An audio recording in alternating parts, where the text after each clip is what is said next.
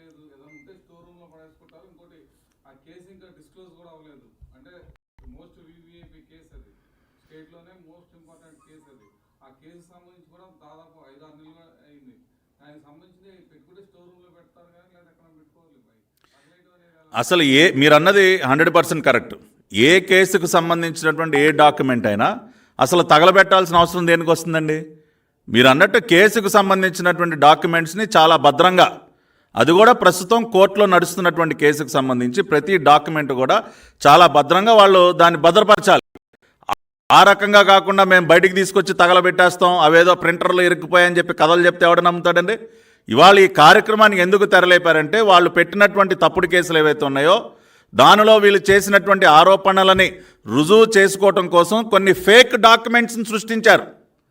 ఆ fake documents కనుక రేపు బయటపడితే న్యాయస్థానాల్లో ఇవాళ వీళ్ళకి శిక్ష పడేటటువంటి పరిస్థితి ఉత్పన్నం అవుతుంది. కాబట్టి అటువంటి ఫేక్ డాక్యుమెంట్లన్నింటినీ కూడా ఇవాళ రూపుమాపే కార్యక్రమం చేస్తూ ఉన్నారు.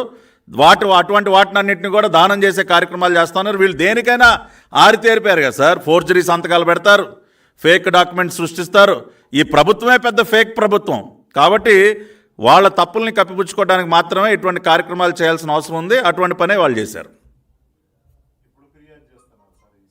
ఇప్పుడు 4 గంటలకి ఎన్నికల కమిషన్ దగ్గరికి మా పార్టీ సీనియర్ నాయకులు మేమందరం కూడా వెళ్తూ ఉన్నాం. వర్లరామయ్య గారు, దేవినేని ఉమామహేశ్వరరావు, మేమందరం కూడా మీనా గారు, ముఖేష్ కుమార్ గారు, మీనా గారికి ఇప్పుడు 4 నుంచి 5 మధ్య ఈ అంశం మీద కూడా ఫిర్యాదు ఇవ్వబోతున్నాం.